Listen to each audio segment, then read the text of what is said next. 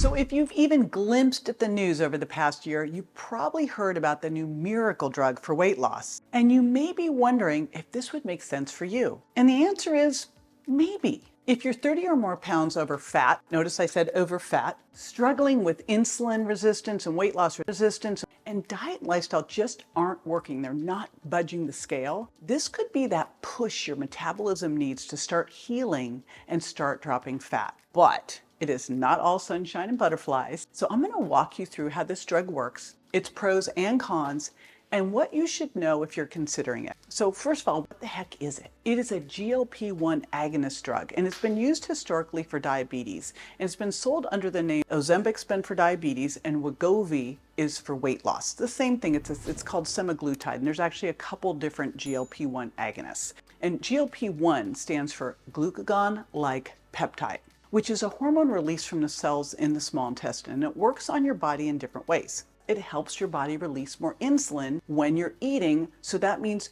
your blood sugar is going to stay lower and in balance. Now, if you have type 2 diabetes or insulin resistance, your body may not be responding to GLP-1 properly. And a GLP-1 agonist drug acts like GLP-1 to do the following. First, blood sugar is up. The amount of insulin your pancreas releases after your meal is increased to bring that blood sugar low. Second, when blood sugar is high, the liver is stopped from making too much glucose, so you don't keep getting it higher and higher and higher. And third, it slows the emptying of the stomach's contents into the intestines. It also helps you brown your fat, which makes that fat more thermic and makes you burn more fat off. It also helps lower inflammation by working with the gut immune cells. Think about this. Right now, less than 7% of the population is considered to be metabolically healthy. And the center focus of that is insulin resistance. Insulin resistance is really that big driver of metabolic health. And remember, you've got to be metabolically healthy to lose weight. So improving metabolic health could be everything. Now again, these drugs were originally used for diabetes, except there was a side benefit that they started to notice. Weight loss. Because you can imagine that when you've got better blood sugar control and you're not hungry, weight loss becomes a lot easier to achieve. And think about it, when you're insulin resistant, what happens? Your blood sugar is higher than it should be, but the doors to your blood sugar to your cells are locked. So you can't use either stored energy from sugar or stored energy from fat. So you're hungry all the time, even when you've just eaten. So it sounds like a magic bullet. And there are some side effects, but there are also some definite applications. So let's talk about side effects and downsides. So here's the deal. According to one prescribing doctor, about half the people who initially use Ozempic or semaglutide, Wegovy, any of these GLP-1 agonists have side effects. Nausea and vomiting, diarrhea, constipation, abdominal pain, headaches.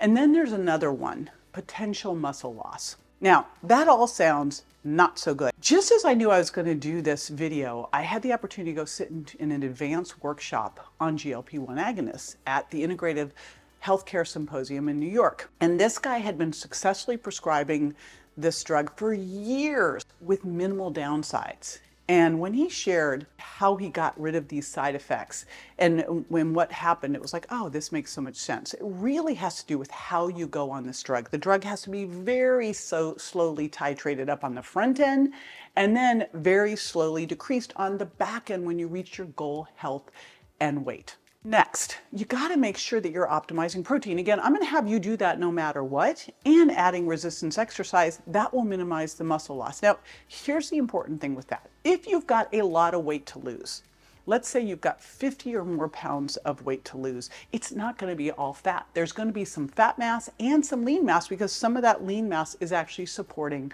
the fat mass. Now, as far as weight regain goes, obviously, if you're going to do this, you're going to be combining it with a really sound diet, exercise, and lifestyle program, right? Diet, exercise, and sleep and stress. If you just go on this, it cuts your appetite, you don't eat, and then you go off of it and go right back to what you were doing, well, you know, we all know what will happen, right? So you wouldn't want to do that. You would use this medication to help you restore that insulin sensitivity, to help you drop that body fat while adding muscle mass on, healing your metabolism, and then tapering down. But here's the biggest downside that I can see. It costs a lot, like $1,000 or more a month a lot. Now, if this is something you can use for 3 to 6 months to get you break through that weight loss resistance plateau, hey, that's a lot less money than some of the other things that could happen, that you'd be spending money on, right?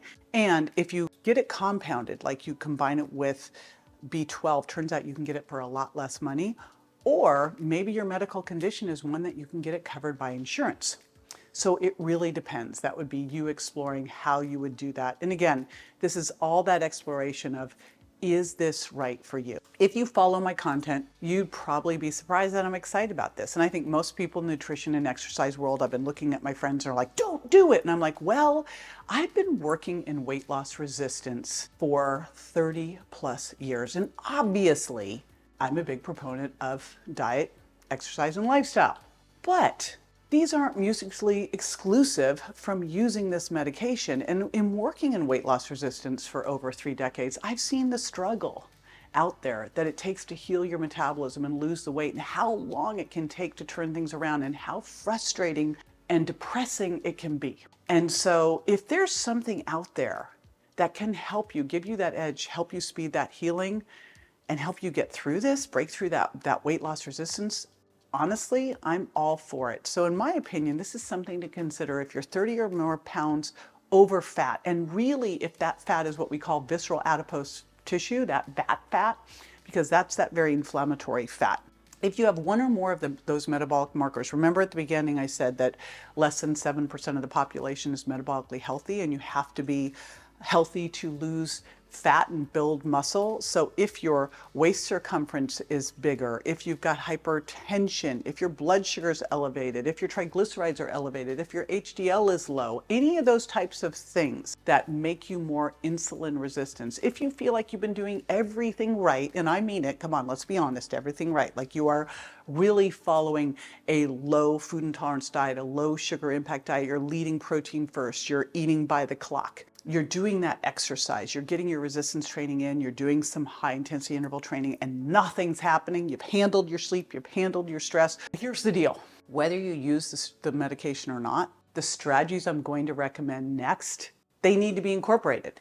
So they're either going to be incorporated to avoid that weight regain that 2/3 of the people have when they get off this drug, or to be able to do all of this to get where you want to be to heal that metabolism without the drug. So whether or not you use the drug, let me walk you through what you're going to want to do. So the first thing is protein first. So we're going to talk diet first. And the way I teach you to build your plate is protein first. What do we know about protein? Protein is super important for satiety. In fact, if you combine protein with fiber from plants, you are going to slow down stomach emptying. This is one of the things these GLP-1 agonists do. They slow down stomach emptying. They help balance blood sugar. So that's the first thing. So they're improving satiety, right? Protein's more thermic. Protein, even if you don't work out, helps you have more lean mass, helps you have more muscle. Now, we're going to work out too, but that's important. Then we take protein first, 0.7 to 1 gram per pound of target body weight divided throughout the day, with your bumper meals of breakfast and dinner being super important to have at least 30 grams of protein. You're going to count and track that protein first. Then I'm adding in lots of non-starchy vegetables, so I feed my gut microbiome and I get the diversity that I need in my gut microbiome, not my butt microbiome. And so I'm eating at least 5 servings of non-starchy vegetables. I'm eating 2 pieces of fruit a day, right? And that, again, the fiber with the protein slowing down stomach emptying. I'm using a continuous glucose monitor that I put on my arm with an app so that I can check how I'm doing and making sure that I'm eating very balanced between the protein, the fiber, and fat, so that I'm keeping my blood sugar stabilized. And again, when I'm eating my non-starchy vegetables, when I'm eating my 2 pieces of fruit, when I'm eating some of the slow, low carbs I talk about in the sugar impact diet, I'm getting the fiber in there that helps slow down stomach emptying, helps lower the blood sugar response like GLP-1 agonists do, and it also feeds the gut microbiome that is so critical for helping you lose weight and absorb nutrients. Now, a little hack that I could put in there that works really well is to use apple cider vinegar. Try adding 2 tablespoons a day into some green tea. It's amazing both for your gut microbiome and for insulin sensitivity. And again, part of what these things are doing is helping restore insulin sensitivity. And I'm going to lower my sugar impact. And I'm going to address leaky gut. So that's the virgin diet. So those are all things that you're going to do no matter what. whether you're on the program or not. And then I'm going to look at supplements that can also help with GLP-1 agonists. Again, help with insulin sensitivity, help with blood sugar control, help restore insulin sensitivity. Fish oil is a great one. 2 grams of fish oil a day, and eating more fish. I'm making a conscious effort to get in 4 servings at least of fish every single week, but I also take fish oil. Berberrine's another one that I love. Berberine, and then chromium, vanadium, zinc, and magnesium all help with insulin sensitivity, with better glucose control. And then vitamin D3 with K1 and 2 also is super important for restoring insulin sensitivity. The other thing, when we look at exercise, I want you to really focus on resistance training first and getting in at least each body part, upper body pushing, upper body pulling, hinging from your hips and thighs at least 3 times a week. And these are, I've talked about this extensively in my videos, so look for my exercise videos to go through this, but you want to make sure that you are putting on muscle. Muscle's your metabolic Spanx. It holds everything in tighter, but it's also an endocrine organ that acts as a sponge to soak up the sugar and have a place for your amino acids to go, so you've got a reservoir for energy. The other thing that you want to be thinking about, as I'm recording this, I am standing up. That is non-exercise activity thermogenesis. So we tend to think of, okay, I need to exercise. Well, that might count for 5 to 10% of your calorie spend, your metabolism during the day. Why I like to put on muscle is because that's going to take more energy all throughout the day to keep it on, to go through muscle protein synthesis. But NEAT can be as much as 10 to 15% of your metabolism.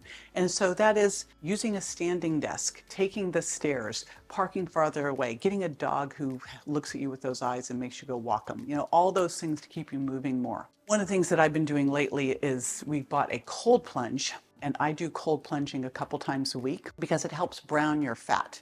So one of the things that these GLP-1 agonists do is they help brown your fat. We have white fat and we have brown fat, and we have beige fat too. So we can take that white fat, beige it on over to brown. When we're doing that, we're making it very thermic. So we're actually enhancing your metabolism. It's easy fat to burn, and cold plunging does that too. So cold shower makes a big difference. I just have to shout out on sleep and stress, because if you're not sleeping well, that is the fastest way you become insulin resistant. If you're not sleeping well, you will have struggles with your weight.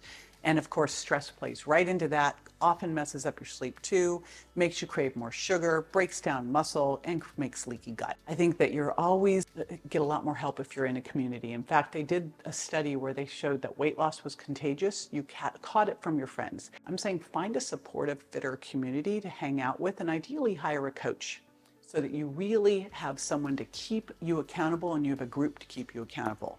So here's the basic action plan, right? But remember, underneath it all, your hunger and fullness hormones are made in your gut. And that GLP-1 release to balance your blood sugar comes from your gut. So you got to make sure that your gut health is in optimal shape so you can create these long-term sustainable weight changes. So I've got something great for you next. You're going to want to watch this next video on how to speed heal your gut for fast, lasting weight loss.